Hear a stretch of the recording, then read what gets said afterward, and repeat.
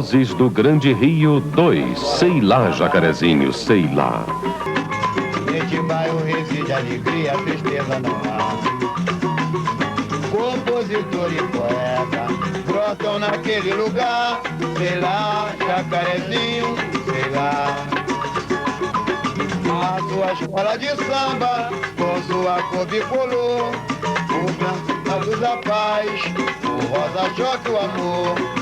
O acolhedor e contente que vivem a cantarolar. Sei lá, Jacarezinho, sei lá, sei lá, sei lá, Jacarezinho, sei lá. Tem um morro e uma escola de samba naquele lugar. Sei lá, Jacarezinho, sei lá. Neste bairro reside alegria, tristeza não há. Compositor e poeta brotam naquele lugar. Sei lá, Jacarezinho, sei lá. Sei lá, Jacarezinho, sei lá. Sei lá, Jacarezinho, sei lá. Sei lá, Jacarezinho, sei lá. A primeira favela do Rio de Janeiro foi constatada oficialmente pelo censo de 1920. Ficava no Morro da Providência e era composta de 839 domicílios e 6 casas de negócios. Dizem que foi organizada por refugiados da Guerra dos Canudos. De acordo com o dicionário, favela é um conjunto de casebres toscos e miseráveis onde habitam marginais. Será que é isso mesmo? Ou haverá uma outra definição de favela? A favela tem de ser interpretada, e eu acho que os dados do censo e outras pesquisas de campo vêm mostrando isso, exatamente como o quê? Como um local, ou seja, um espaço urbano ou espaço urbano que foi reservado e ao qual as populações de mais baixa renda têm acesso, né? E onde desenvolvem aí a sua própria estratégia de subsistência. Morar na favela é mais barato por ser um lugar cuja propriedade não é reconhecida jurídica e institucionalmente. Para o trabalhador, representa a possibilidade de ter uma casa sem pagar pelo terreno. Além disso, ela permite ao morador um acesso mais fácil ao local de trabalho, à escola dos filhos, uma série de trocas de bens e serviços que não são monetarizadas, comércio é fiado, enfim, uma série de práticas que reduzem seu custo de reprodução, o que, de certa forma, torna a sobrevivência desses grupos mais viável e compatível com o salário que ganham. Em 1950, o número de favelados era de 200 mil. Em 1960, 350 mil. Em 1970, de 500 mil. E hoje, estima-se em 1 milhão de habitantes a população das favelas apenas no município do Rio de Janeiro, que conta com uma população total de 5 milhões de pessoas. Nas favelas da Zona Sul, a insegurança é maior, porque sendo uma área mais valorizada para as empresas imobiliárias, o perigo de remoção é constante. Daí seus moradores relutarem em investir nas suas próprias casas. Quando ocorrem as remoções, os favelados são geralmente transportados para conjuntos habitacionais situados a mais de 30 quilômetros do centro da cidade, onde deparam com uma nova realidade e são obrigados a mudar seus hábitos de vida. A remoção significa, em primeiro lugar, a ruptura de um equilíbrio que há anos vinha sendo mantido por esses grupos. Desfaz-se a rede de parentesco e de solidariedade, desestruturam-se as relações de trabalho, muitas vezes geradas na própria favela ou pela proximidade dessa com as fábricas ou centros comerciais e de serviços. Perde-se, ao menos num primeiro momento, a possibilidade do penduro no armazém e na birosca, do contato mais direto com a família ou com a clientela de serviços. E perde-se irremediavelmente o esforço investido na construção da casa e na vida social que se criou em torno dela. Zona Norte, parte tradicionalmente industrial do Rio de Janeiro. As favelas que se estabeleceram na Zona Norte puderam crescer com mais estabilidade porque suas terras não eram contestadas e as indústrias precisavam de mão de obra. A favela do Jacarezinho, por exemplo, se situa no centro de um dos maiores parques industriais da cidade. Figueira Fazenda, Praça da Concórdia, Lago do Cruzeiro, Praça 15, Cajueiro Antigo, meu recreio querido. O azul representa o trecho mais alto da localidade. É o Jacarezinho, a maior favela da cidade. E para mim é uma felicidade. É o Jacarezinho, a maior favela da cidade. E para mim é uma felicidade. Foi lugar bom de se morar, igual ao Jacarezinho não há. Tem Rua da Glória, tem Rua Esperança e Rua Goiás. Tem lindas morenas e outras coisas mais. Tem Rua da Glória, tem Rua Esperança e Rua Goiás. Tem lindas morenas e outras coisas mais. Vieira Fazenda, Praça da Concórdia, Largo do Cruzeiro, Praça 15, Cajueiro Antigo, meu recreio querido. O azul representa o trecho mais alto da localidade. É o Jacarezinho, a maior favela da cidade. E para mim é uma felicidade. É o Jacarezinho, a maior favela da cidade. E para mim é uma felicidade. O Jacarezinho surgiu da noite para o dia. Grupos de pessoas apareceram no local com tábuas e telhas e construíram os primeiros barracos que logo se multiplicaram, primeiro para os lados, depois para cima. Bom, quando os políticos aparecem por aqui, em termos assim de agradar o pessoal, diz que tem uma população de 150 mil pessoas. Mas nós acreditamos que aproxima 75 mil a 80 mil pessoas. Me parece que esse crescimento e essa dimensão da favela podem ser explicados em boa parte pela própria localização em termos espaciais da favela. Não haveria exagero em se dizer que Jacarezinho é uma verdadeira ilha cercada de fábricas. Num raio de 1,5 km em torno do ponto central da favela, situavam-se em 72 cerca de 285 estabelecimentos industriais, ocupando aproximadamente 19 mil empregados. Por outro lado, pelos dados do censo de 70, 50% da população ativa de Jacarezinho tinha uma ocupação vinculada à indústria. Torneiros mecânicos, marceneiros, carpinteiros, tem todas as profissões, inclusive profissionais liberais também que residem aqui. Mas a maior categoria é mesmo operários ligados à produção nas indústrias.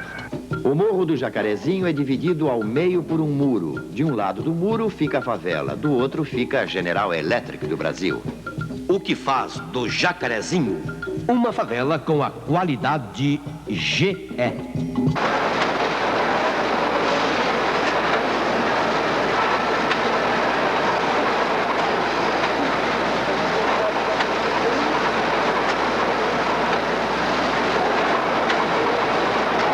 Laércio Pereira de Lima, Beira do Rio, Jacarezinho. Quer que eu moro no Jacarezinho? Não. Quer que foi mais fácil pra mim. Perto, né? Vim, fiz a inscrição e consegui. Eu ganho salário. A General Electric entende que o aproveitamento de mão de obra de residente nas suas imediações é fundamentalmente importante para as nossas operações. Assim sendo, a GE participa das atividades dessas comunidades.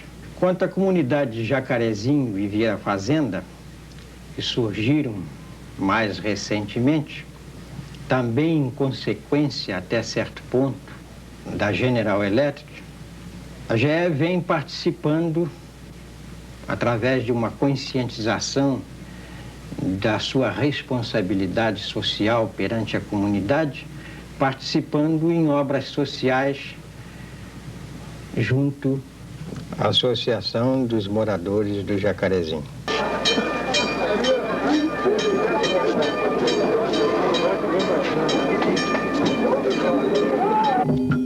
Na sua parte baixa, o Jacarezinho se limita com o rio Jacaré e a fábrica de garrafas Cisper. É aí que a gente descobre que morar perto de fábrica nem sempre é vantagem. O incêndio aconteceu no dia 19 de fevereiro, às 7h30 da manhã. quando a CISP deu a descarga lá do forno com querosena em chama para dentro do rio. Então essa chama que veio lá de dentro da fábrica de garrafa da CISP provocou incêndio aqui, os barracos, pegando primeiro nesse aqui. Então no primeiro barraco a incendiar, eu saí socorrendo as crianças que estavam dormindo, socorrendo os pessoal que estava dormindo. Enquanto veio a ajuda da Associação dos Moradores, veio a ajuda da Comissão de Luz, providenciar ajuda para nós aqui enquanto o bombeiro chegava. São 26 barracos que descolocou 37 famílias. Agora a CISP doou aí com 150 mil cruzeiros para essas 37 famílias. Dá 2 mil cruzeiros a um, dá 3 mil a outro, 5 a outro. Conforme inquilino, teve inquilino que... para refazer o senhor com 10 milhões não faz. Porque 10 milhões hoje não dá nem para fazer quase os alicerces. Então os inquilinos, teve inquilino de receber 2 mil cruzeiros, teve outro de receber 1.000 cruzeiros. Teve o proprietário receber 570 e cada um tirar do seu bolso para inteirar, porque senão ninguém pode ficar na rua. E esses 5.170 não dá nem pro vergalhão. Isso cada um está tratando de si, entendeu? Cada um está fazendo o seu, tem a ajuda de algumas pessoas, mas não é assim aquele mutirão conforme estava prometido para fazer, né? Porque estava demorando muito e muita gente precisando dessas casas, dessas moradias. Então a solução foi essa. Pegamos o dinheiro cada um, porque não tinha lugar para guardar o material, que isso aqui um tá para um lugar, outro para outro, né? Aí cada um pegou de seu dinheiro, aquela quantia. E cada um está comprando de acordo como pode, vai fazer um cômodo. Ou aquele que tem um cômodo menor vai fazer 2 cômodos. É assim, fazer baixo mesmo, que era tudo alto, né? Desde quando queimou as moradias, essa moça é inquilina, então ela não tinha onde ficar. Esse aqui. Então ela não tinha onde ficar, meu irmão mora aqui em cima e ele cedeu esse porão aqui para ela ficar com as crianças. Então, inclusive, ela tinha um garotinho de 9 meses, todo mundo era querido por todo mundo aqui. Então o garotinho, desde quando passou para cá, o garotinho tinha saúde. Com uma idade dessa aqui, eu acho que o garotinho morreu e decidiu. Então tem essa minha dela toda aqui. Agora não sei o que vai acontecer com as crianças. Quantos filhos a senhora tem? Eu tenho 8. 8 filhos. E essa? O que morreu é 9. E a senhora mora com o seu marido? É. O que ele trabalha? Ele trabalha em pintura, é pintor. Trabalha em biscate. Biscate. E a senhora é de que lugar? Eu sou do Ceará. Ceará? Quanto que a senhora está no Rio? 5. 5 anos? É. E a senhora morou aqui no Jacarezinho? Só.